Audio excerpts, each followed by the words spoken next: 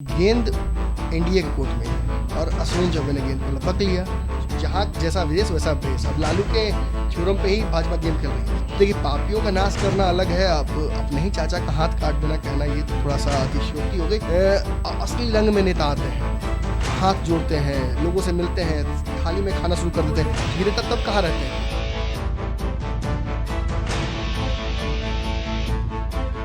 नमस्कार, मैं हूं तरन्नुम और आप देख रहे हैं न्यूज़ बिहार। एक बार फिर से हम आपके सामने आ गए हैं कुछ चर्चा करने। जी हाँ, अभी तक वही बात पर हम अटके हैं कि लालू राबड़ी देवी और पीके के मसले पे। सबसे पहले हम स्वागत करना चाहेंगे हमारे एडिटर का, नमन मिश्रा सर। नमस्ते सब। हमने पिछले बातचीत में आपसे बातें की। पहले तो हमने बताया कि पीके और राबड़ी देवी का क्या मसला था, फिर हमने बताया कि अश्विनी चौबे और राबड़ी देवी का क्या मसला हुआ। अब राबड़ी देवी ने जो, जैसा कि आपने कहा था कि देखना काफ़ी दिलचस्प होगा कि राबड़ी देवी ने जवाब क्या दिया है। तो ऐसे में राबड़ी देवी ने अपना जवाब दे दिया, आपको भी पता है। तो उन्होंने सीधे मुद्दा उठा दिया देश की बेटी पे। अब क्या कहेंगे आप? देखिए, आपने पहले ही जो बात कही अभी थोड़ी देर पहले कि हम लोग उसी मुद्दे पे अटके हुए हैं। हम नहीं अटके हुए हैं, पूरा देश अटक जाएगा इसी मुद्दे पे।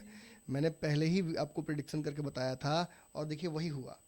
गेंद एनडीए के कोर्ट में है और अश्विन चौबे ने गेंद को लपक लिया। और याद कीजिए, इसको समझने के लिए आपको 2015 में जाना पड़ेगा। आखिर राबड़ी देवी कर क्या रही है? राबड़ी देवी खुद नहीं कर रही हैं, पीछे बैठे हुए हैं लालू यादव। लालू यादव ने गेम क्या फोन पे अभी भी बता रहे हैं राबड़ी देवी? देखिए, फोन में बता रहे हैं या चिट्ठी लिख रहे हैं, कबूतर से भिजवा रहे हैं, ये तो नहीं पता, मगर मैसेज पहुंच रहा है राबड़ी के पास। ट्विटर पे चल रही है। हो सकता है ट्विटर पे देख रहे हो, डायरेक्ट मैसेज कर रहे हो वहां से। डायरेक्ट मैसेज तो कोई पढ़ नहीं पाता ना। तो जो भी हो रहा हो, एक बात आप निश्चिंत रहिए कि राबड़ी देवी ने ये जो गेम खेला है, ये वही गेम है जो 2015 में लालू यादव ने खेला था। कहीं ना कहीं लालू यादव ने गेम पलट दिया था पिछली बार। मैंने जैसे बताया आपको कि बैठे हुए थे लालू यादव अपने सरकारी आवास है उसके बाहर, अंदर बैठे हुए थे, धूप सेक रहे थे और कहीं ना कहीं तैयारी चल रही थी कि आखिर चुनाव में अगला प्रचार कहाँ करने जाना है, किन मुद्दों पर बात करनी है, नरेंद्र मोदी को क्या क्या मिमिक्रीज नए नए करके फंसाना है। और सडनली संजय यादव पीछे से आते हैं और कहते देखिए मोहन भागवत ने ये सब बातें कही हैं। आज कह रहे थे कि मोहन भागवत की आरक्षण का फिर से रिवाइज करना चाहिए। तो लालू यादव के मुंह से इंस्टेंटली निकल जाता है ये बात कि आरक्षण कोई माई का लाल नहीं खत्म कर सकता है। और संजय यादव ये ट्वीट कर देते हैं विद कंसेंट। मतलब उस समय भी ट्वीट सोशल मीडिया का बिल्कुल थे, 2015 की बात चल रहा है। और संजय यादव ने कहीं ना कहीं वो ट्वीट कर दिया लालू यादव कंसेंट के थ्रू, और उस ट्वीट ने गेम चेंज कर दिया था पूरे। कहा जाता है महागठबंधन के लिए भाजपा फ्रंट फुट पर थी। प्रेम कुमार मुख्यमंत्री बनने के लिए एकदम तैयार थे, जो कि गया के विधायक हैं और भाजपा के कदावर नेता, अभी भी इनकी सरकार में मंत्री हैं, कृषि मंत्री हैं। वो तैयारी कर चुके थे कि वो मुख्यमंत्री बनेंगे और सारे चीज़ों पर पानी फेर दिया। किस चीज़ ने? तो एक बयान ने, मोहन भागवत के एक बयान ने। और मोहन भागवत के इस बयान को तोड़ मरोड़ कर पेश मीडिया ने कर दिया या क्या मोहन भागवत ने सही बयान दिया था, मगर जो ट्वीट लालू ने किया, ये ट्वीट रातों रात बीबीसी से लेकर पूरे दुनिया के मीडिया हाउसेस में ट्रेंड करने लगा। इस ट्वीट पर 15 लाख रीट्वीट्स आ गए और जितने भी अति पिछड़े लोग हैं, जितने भी लोग जिनको लग रहा था कि आरक्षण पर हमला एक तरह से भाजपा कर रही है, उन्होंने जमकर वोट किया। वोटिंग परसेंटेज बढ़ गया चुनाव में। नीतीश कुमार का चेहरा था ही, लालू यादव की धौंस थी ही, और साथ साथ युवा दिख रहे थे, तेजस्वी यादव, कांग्रेस भी साथ में आ गई थी। कांग्रेस भी अपने पुराने रंग में थी क्योंकि अशोक चौधरी बन गए थे कांग्रेस के अध्यक्ष और एक दलित पर भरोसा, एक पासी जाति के नेता पर भरोसा किया था कांग्रेस ने। तो सब कुछ सही लग रहा था, मगर जो तड़का कहा जा सकता है इस दाल में, वो लालू यादव के ट्वीट ने डाला था। तो आप समझ लीजिए, लालू यादव फिर से, तेजस्वी यादव फिर से, राबड़ी देवी फिर से ये सोच रहे थे कि आखिर क्या इस चुनाव में ऐसा अलग किया जाए, वो तड़का कहाँ से आएगा। और कहीं ना कहीं प्रशांत किशोर का ये जो बात है, उन्होंने क्रिएट करने की कोशिश किया। पिछली बार मोहन भागवत ने बयान दिया था, तो इस बार इन लोगों ने बयान नहीं मिल पा रहा था तो रेफरेंसेस क्रिएट किए। इस बार भाजपा देखिए बहुत सेफ खेल रही है, कोई ऐसा बयान नहीं दे रही जिसको फंस जाए। भाजपा फूक फूक कर चल रही है। भाजपा बिहार में जातिवादी कार्ड भी खेल रही है। आप देख सकते हैं भाजपा ने बहुत कम सवर्णों को टिकट दिया है और ये साबित करता है कहीं ना कहीं they are playing by Lalu's rules. जहाँ जैसा विदेश वैसा भेष। अब लालू के थ्योरम पे ही भाजपा गेम खेल रही है, तो मौका नहीं मिल रहा है। तो अब दे आरजेडी क्या करे, दे आर क्रिएटिंग र्यूमर्स, या फिर हो सकता है कि पुराने र्यूमर्स को जिंदा करने की कोशिश कर रहे हैं। अभी सच्चाई नहीं, मुर्दे को फिर से उखाड़ रहे हैं। अभी सच्चाई सामने नहीं आई कि प्रशांत किशोर सही है या फिर राबड़ी देवी, मगर राबड़ी देवी को बना बनाया एक मुद्दा मिल गया। प्रशांत किशोर लालू यादव से मिले थे कि नहीं, प्रशांत किशोर ने नीतीश कुमार को लालू यादव से मिलने की बात कही थी कि नहीं, ये साबित नहीं हो पाया। मगर एक बात साबित हो गई कि अश्विनी चौबे ने घूंघट में रहने के लिए एक महिला को कह दिया। तो ये तो काफी बड़ा मुद्दा हो गया देश के लिए कि एक औरत को घूंघट में रहने के लिए कह दिया। और इस मुद्दे को देखिए, बैठे बैठे इंतजार में बहेलिया फेंकेगा, इंतजार करेगा, और जैसे ही कोई मछली फंसती है उसको खींच लिया जाता है। तो सर क्या आप फंस गए। तो आप क्या सोच रहे हैं, ये महिलाओं को लेके काफी, इन्होंने तो खुद कह दिया कि देश की बेटी को ऐसा बात कह रहे हैं, तो फिर आप क्या सोच रहे हैं, महिला इसका सपोर्ट करेंगी इस चीज को लेके? बिल्कुल महिलाएं सपोर्ट करेंगे। पिछली बार जिस तरह से अति पिछड़ा ने सपोर्ट किया था लालू यादव को, महिलाएं सपोर्ट करेंगी। महिलाएं देखिए, कल भी हम जब हाजीपुर में थे, आपको याद होगा, महिलाएं खुलकर बोल रही थी। शराबबंदी के शुरुआती दौर में तो ठीक था, मगर उसके बाद समय बीता ना, और समय बीतने के साथ साथ नीतीश कुमार की जो शराबबंदी है वो एक्सपोज हो गया है। अगर आप बात कीजिएगा कि दहेज बंदी की, तो दहेज बंदी की स्थिति तो अब पूरी तरह से एक्सपोज सामने दिख रही है कि कैसे दहेज बंदी का कड़ा कानून करने के बाद, मानव श्रृंखला बनाने के बावजूद हर रोज लड़कियां मारी जा रही हैं, विवाहिताओं के साथ ऐसे ऐसे अत्याचार किए जा रहे कहने के लिए दहेज बंद हो रहा है, हैं। पर बंद कहाँ? अगर अच्छे लड़के मिल जाएं तो माँ बाप तो अब दहेज देना चाहते दहेज तो अभी भी चालू है। दहेज की बात तो खैर छोड़ी, दहेज तो बहुत पहले ही बंद कर दिया जा चुका था, मगर वो चुपके चुपके चला था। शराबबंदी की पोल कैसे खुली, कल देख ही रहे थे, हाजीपुर में लोगों ने बोतल। अगर अभी तक हम बता दें आपको कि अगर अभी तक आपने एपिसोड नहीं देखा है तो जाके जल्दी देखिए। हमारे डिस्क्रिप्शन में यहाँ देख सकते हैं। मैं आग्रह करूंगा वीडियो एडिटर से हमारे कि यहाँ लगा दे डिस्क्रिप्शन। तो देखिए, शराबबंदी की जिस तरह से पोल खोल दी हाजीपुर की जनता ने, लोग कह रहे थे कि आप 700 रुपये लाइए आपको चाहिए तो ला कर हम देते हैं। ऑन कैमरा लोग कह रहे थे। नीतीश की दुहाई भी मैंने दी, फिर भी लोग कह रहे थे कि लाइए, मैं यहीं से ला कर देता हूँ, बगल में मिलता है। तो आप समझ सकते हैं जनता सैचुरेट हो चुकी है, जनता समझ चुकी है, पुलिस का डर भी खत्म हो जाता है ना। शराबबंदी जैसे सेंसिटिव मुद्दे पर अगर आप फेल हो जाती हैं, हारी वर्ड थेथर हो जाते हैं हाँ, लोग। सेंसिटिव हो गए हैं, सेंसिटिविटी खत्म हो गई है। मतलब कहा जा सके अब पुलिस से भी डर नहीं रह गया ना, क्योंकि पुलिस भी शराब बिकवा रही है, ओपनली ये लोग आरोप लगा रहे हैं जनता। तो जनता का कहीं ना कहीं अब मर्डर भी करेंगे तो फिर डर नहीं लगेगा, क्योंकि क्राइम तो वो भी है, उस पर भी जेल कटना पड़ता है। ठीक है, हम थोड़ा सा डाइवर्ट हो रहे हैं मुद्दा से, मगर मुद्दा यही है कि फिर से एक बार अश्विनी चौबे की वजह से, प्रशांत किशोर की वजह से एक बना बनाया मुद्दा मिल गया राबड़ी देवी को, और राबड़ी देवी ने कहीं ना कहीं एक्सेप्ट भी कर लिया चैलेंज को। जिस तरह से प्रशांत किशोर ने कहा था कि आप हमसे ओपनली डिबेट कर लीजिए, जो चारा चोरी कर सकता है वो झूठ भी बोल सकता है, इस तरह का आरोप उन्होंने लगाया था। तो अब ये आरोप तो साबित नहीं हो रहे हैं, मगर कहीं ना कहीं एक डिबेट करने का मौका दे दिया है राबड़ी देवी ने। हालांकि आज तक ऐसा हुआ नहीं है। भारत के लोकतांत्रिक इतिहास में कई बार नेताओं ने एक दूसरे को चुनौती दी है। पहले डिबेट हुआ करते थे, लोकसभा लोकतंत्र में शुरुआती दौरों में डिबेट का ही सिलसिला था। अमेरिका में भी डिबेट होकर करके प्रेसिडेंशियल कैंडिडेट के लिए क्वालिफाई करते थे लोग, मगर ये बातें बस कॉन्सेप्ट मात्र रह गई थी। अरविंद केजरीवाल भी चाहते थे, जब सिविल सोसाइटी की बात आई थी तो अरविंद केजरीवाल ने भी कहा था कि डिबेट वाला कॉन्सेप्ट होना चाहिए, नेताओं को डिबेट करना चाहिए, दो सीनेट्स को डिबेट करना चाहिए, उसके बाद तय करनी चाहिए जनता को कि कौन सही है। तो इस तरह का डिबेट अगर होता है तो वो देखना बड़ा इंटरेस्टिंग होगा, क्योंकि प्रशांत किशोर एक तरफ जहां राजनीति के चाणक्य हैं, मोदी और नीतीश कुमार के सलाहकार हैं, और वहीं राबड़ी देवी जो कि पढ़ी लिखी नहीं है, जिनको कहा जाता है कि लालू यादव की छाया प्रधानमंत्री तो रहे, पूर्व मुख्यमंत्री नहीं है, पूर्व मुख्यमंत्री नहीं है। मगर बता दो, पहले ऑड्स देखिए, ऑड्स क्या क्या है। राबड़ी देवी गवई क्षेत्र से आती हैं, राबड़ी देवी लालू यादव के जेल में रहने के दौरान अकेले बच्चों को पालती पोसती हैं, राबड़ी देवी के पति अभी बीमार हैं, राबड़ी देवी के पति जेल में है, एक बेटा कहीं ना कहीं फिर मैं कहूँगा बहक गया है, दूसरा बेटा राजनीति की जमीन तलाश कर रहा है अपनी, इनकी भी तबीयत ठीक नहीं है, पार्टी में टूट चल रही है, पार्टी के लोग विरोध कर रहे हैं, जिनको टिकट नहीं मिला वो भी विरोध कर रहे हैं। इसके बावजूद ये महिला इस बिहार की मुख्यमंत्री रह चुकी है।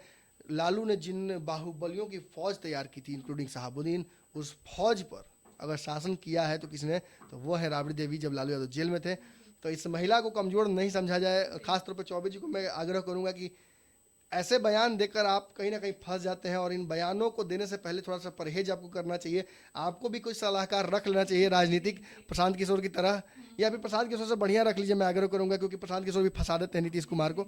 तो ऐसे सलाहकार को रखा जाए कि ऐसी फजीहत राजनीतिक ना होना पड़े। और एक बात और कहूँगा कि राजनीतिक समझ बहुत अच्छी है अश्विनी चौबे जी की, बहुत सटीक बयान देते हैं, मुद्दा उछालना जानते हैं, कैसे मुद्दा उछाल कर राजनीति बदला जाता है। इनके बेटे को भी आप याद कीजिए, कैसे अरिजीत चौबे भागलपुर में दंगा के आरोपी हैं और रातों रात बिहार के योगी आदित्यनाथ कहे जाने लगते हैं।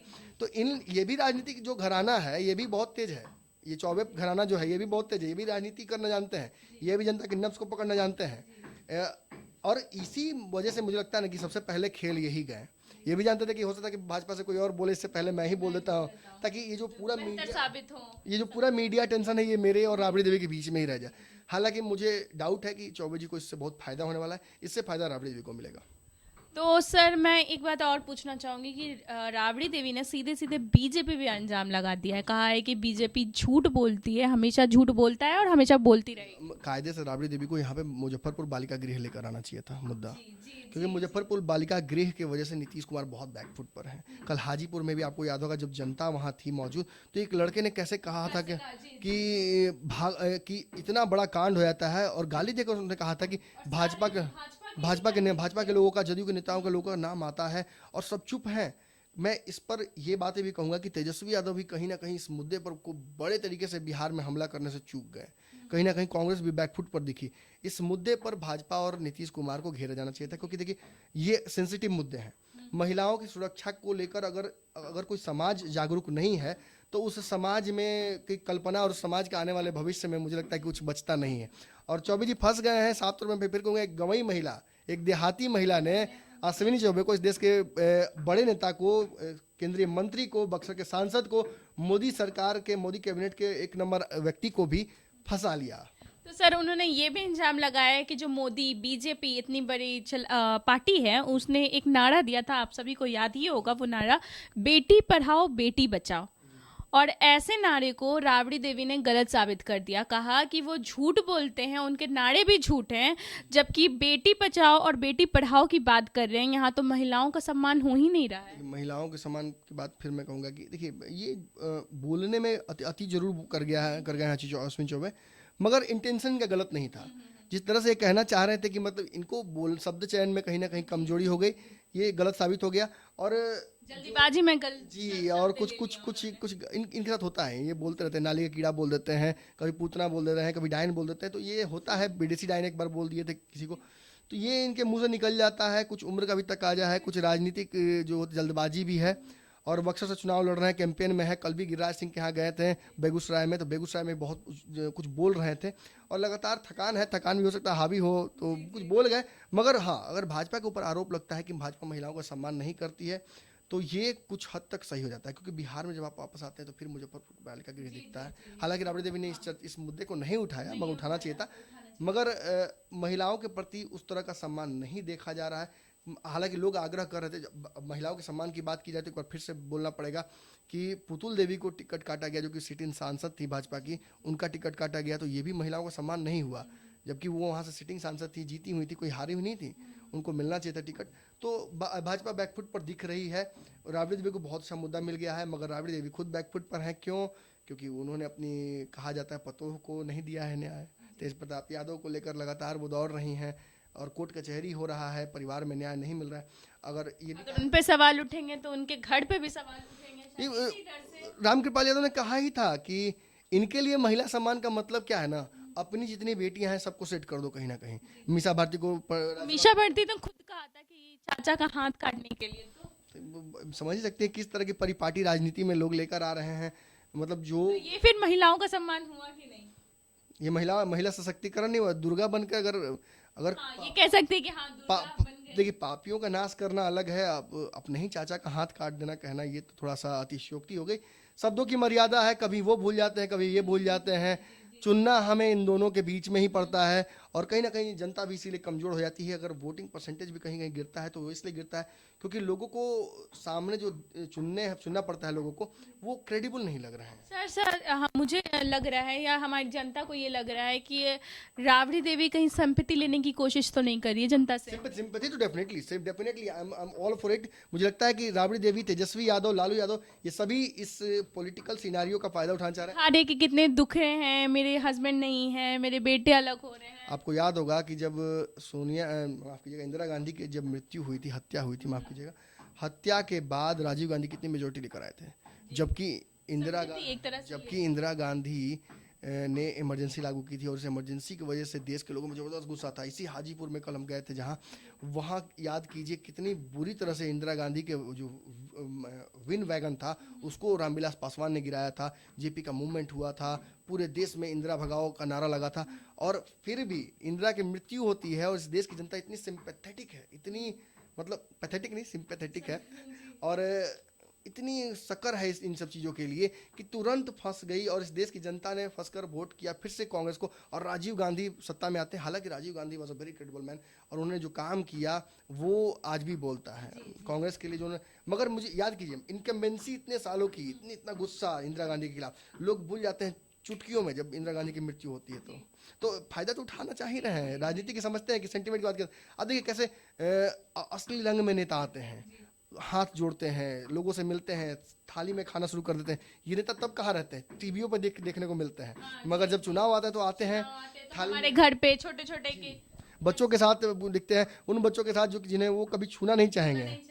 तो ये सब राजनीति है, राजनीति करवाती है, और सिंपैथी से बड़ा मुझे लगता है राजनीति में कोई फैक्टर नहीं होता। तो इस बार लग रहा है कि संपत्ति से जीतेंगी राबड़ी देवी की नहीं? मुझे लगे राबड़ी देवी को तो लगता है कि ऐसा हो, उससे फायदा होगा, क्योंकि देखिए लगातार किताब हो या फिर वो इमोशनल मैसेज हो उनका। सर एक बहुत बड़ी बात है, जैसे कि नीतीश कुमार ने भी एक मुद्दा छेड़ा था औरतों पर ही लेके कि शराबबंदी कराने का, कि औरतों को फायदा होगा। तो अभी राबड़ी देवी ने भी ये चुनावी कर दिया कि बेटी का सम्मान, देश की बेटी का सम्मान। अगर घर ये क्यों होता है, महिलाओं को क्यों टारगेट किया जाता है, महिलाओं से क्या फ़ायदा मिलता है? देखिए महिला और एक कहावत है जिसको लेकर लगातार जो एक वर्ग है खपा रहता है।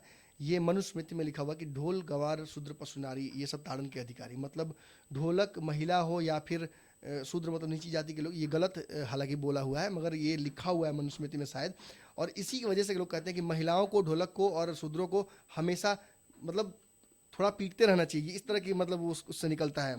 तो आप समझ सकती हैं महिलाएं भी उस समाज से आती हैं जिनको कहीं ना कहीं शोषित किया गया है, और जो शोषित हैं उन्हीं को आप जगा सकते हैं, और अगर वो बाहर निकल कर वोट करते they make the difference in whole.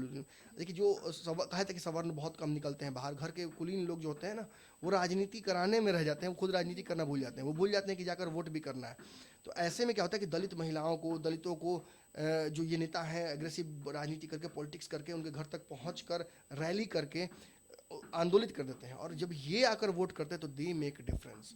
ये आते हैं और जब ये वोट करते हैं तो वोटिंग परसेंटेज बढ़ जाता है, और इनके वोट करने से ऑब्वियसली इनकी जनसंख्या ज़्यादा है, और इनका जो इनके में अवेयरनेस अगर आप पैदा कर देते हैं तो इनको एहसास होता है कि मैं अपने जीवन में और कोई बड़ा काम करूँ ना करूँ, एक वोट देकर डिफरेंस तो क्रिएट कर सकता हूँ। और अगर ये वोट देते हैं तो फिर पूरी जनसंख्या में देते हैं। महिलाओं के साथ खास बात एक और है, अगर किसी घर की महिला वोट करती है किसी पार्टी को तो वो खुद भी करती है, और अगर वो बाहर निकल गई है तो वो बच्चे भी निकलेंगे, उस घर की और भी महिलाएं निकलेंगी। अगर उस महिला की मुखिया, अगर कोई घर की मुखिया महिला हो तो अपने पति से भी जरूर करवाए। बिल्कुल, कौन पति चाहेगा कि अपने पत्नी के खिलाफ जाए, क्योंकि वो हो सकता है उसके बहुत सारे कॉन्सिक्वेंसेस है, ये तो अलग ही एक मुद्दा है, मगर कोई नहीं पति नहीं चाहेगा। और अगर महिलाएं, इसीलिए नीतीश कुमार भी शराबबंदी बंद करके, वो जानते हैं कि शराबबंदी, शराब कौन पीता है, शराब लोग पीते हैं, ज़्यादातर मर्द ही पीते हैं, तो मर्द के वोट नहीं मिलेगा, मगर Nitish Kumar still he played this card. He new कि अगर महिलाओं को अगर वोट करेंगी महिलाएं खुलकर तो मैं जीत जाऊंगा, मुझे सपोर्ट मिलेगा। 50% आरक्षण भी दिया है निकाय चुनाव में, तो नीतीश कुमार बहुत ही प्लेइंग वेरी सेफ। अगर आज राबड़ी देवी जो किया है वो भी कमाल की बात थी, ये बहुत कमाल की बात है। ये हमने प्रेडिक्शन किया था, देखिए प्रेडिक्शन हमारा सही निकला। तो ये देखना काफी दिलचस्प होगा कि और लोग क्या इस पर टिप्पणी देते हैं, क्या राबड़ी देवी और क्या बातें उछालती है बीजेपी के खिलाफ। ये देखना है कि क्या इससे राजनीतिक फायदा होता है। उनके बेटे को देखना है, तेज प्रताप यादव, तेजस्वी यादव का क्या क्रोध आता है कि माँ पे बोला है। ये बातें भी देखने वाली होंगी कि भाजपा अब चौबे जी के बयान को किस तरह से रफू करती है, और क्या भाजपा के पास ये मुद्दा है, क्या सोच रहे भाजपा वाले कि तेज प्रताप वाले के मुद्दे को उठाएं, मीसा भारती के मुद्दे को उठाएं और राबड़ी देवी को टारगेट करें उन्हीं के गेम में, कि क्या महिलाओं को अपने घर में सशक्तिकरण दिया है। तो देखना काफी दिलचस्प होगा कि आगे क्या होता है। तो बने रहे न्यूज़ बिहार के साथ। और हाँ, ये वीडियो अगर आपको अच्छा लगा तो लाइक और सब्सक्राइब करना ना भूलें, और हाँ, हमें कमेंट बॉक्स में अपने सुझाव ज़रूर दें। धन्यवाद। हमारे फेसबुक पेज को लाइक करें, ट्विटर पर फॉलो करें न्यूज़ बिहार लाइव, और साथ ही साथ हमारे यूट्यूब चैनल को सब्सक्राइब करें। सब्सक्राइब करने के बाद बेल आइकन दबाना ना भूलें। धन्यवाद।